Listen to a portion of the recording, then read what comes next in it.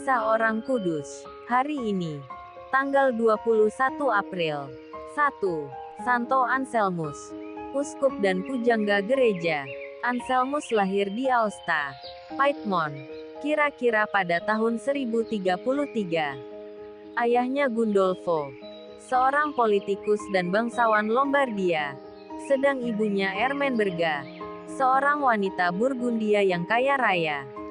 Dari orang tuanya yang saleh itu, Anselmus mewarisi perangai yang lembut dan kerendahan hati.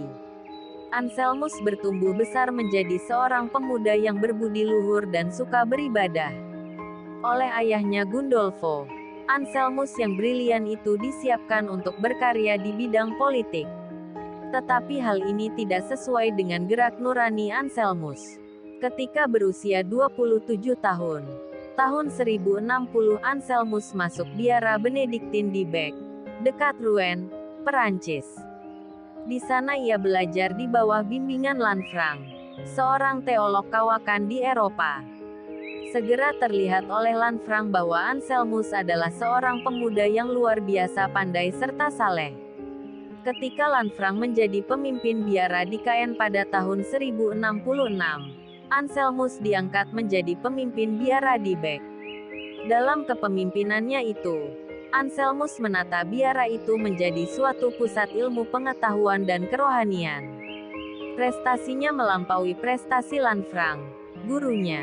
Ketika itu, ia mulai giat menulis dua buah bukunya, Monologion dan Proslogion. Pada tahun 1093, dalam perjalanannya mengunjungi wilayah-wilayah pelayanan di wilayah Bec, Anselmus dipilih menjadi uskup agung Canterbury oleh Raja William II. Anselmus menyambut baik hal ini karena ia melihatnya sebagai kesempatan emas untuk membaharui gereja di Inggris. Namun ia menolak untuk ditabiskan sebelum Raja William menyatakan kesediaannya mendukung Paus Urbanus II tahun 1088 sampai tahun 1099 untuk melawan Paus tandingan Clemens III dan mengembalikan tanah-tanah yang dicaplok di Canterbury. 3 bulan kemudian Anselmus ditabiskan. Tetapi segera disusul dengan perselisihan antara dia dengan Raja William yang bermaksud menyerang Normandia, menuntut sejumlah besar uang dari Canterbury. Anselmus dengan tegas menolak tuntutan itu.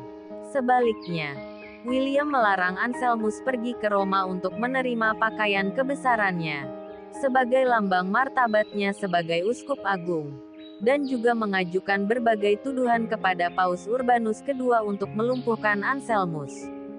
Situasi ini dapat diatasi pada tahun 1095, ketika Anselmus berhasil mempengaruhi para bangsawan Inggris dalam Sinode Rockingham, untuk menentang campur tangan Raja William dalam urusan-urusan gereja.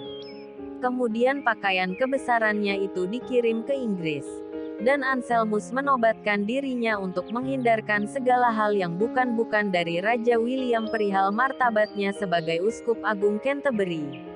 Bagaimanapun juga, Anselmus masih agak takut untuk pergi ke Roma guna berkonsultasi dengan Paus tentang campur tangan William dalam urusan-urusan intern gereja. Pada tahun 1097, William mengusir Anselmus. Tetapi Anselmus tidak segera berangkat ketika William mencaplok kembali tanah-tanah di Canterbury. Ketika di pengasingan, Anselmus mengadakan konsili Bari pada tahun 1098, di mana ia secara luar biasa mempertahankan istilah filioque, dan dari putra, yang ditolak oleh gereja timur. Di tempat pengasingan ini, Anselmus berhasil menulis bukunya yang berjudul, Cur Deus Homo. Mengapa Tuhan menjadi manusia? Pada tahun 1100 William dibunuh. Penggantinya William pertama mengajak Anselmus untuk kembali ke Canterbury. Dengan senang hati Anselmus kembali ke tahta keuskupannya. Namun segera timbul lagi persoalan yang sama dalam hubungannya dengan Henry pertama. Masalah yang terbesar adalah tuntutan Henry atas penobatan uskup-uskup dan pemimpin biara dengan lencana yang khas sesuai dengan kekhasan spiritualitasnya. Karena perselisihan ini, Anselmus kembali lagi ke Roma untuk berkonsultasi dengan Paus. Sri Paus Paschalis kedua tahun 1099 sampai tahun 1118, yang menggantikan Paus Urbanus kedua, menegaskan sekali lagi kebijaksanaan yang telah ada. Raja Henry marah dan segera mengasingkan Anselmus dan menyita semua tanah di Canterbury. Sebagai balasannya, Anselmus menjatuhkan hukuman ekskomunikasi atas Henry. Namun dalam waktu singkat tindakan ekskomunikasi dipulihkan kembali. Pada tahun 1107 ketika diadakan di Westminster, timbul lagi masalah. Raja melepaskan tuntutannya untuk menobatkan uskup-uskup dan pemimpin-pemimpin biara, tetapi tetap mempertahankan haknya untuk menerima penghormatan mereka sebagai warga negara.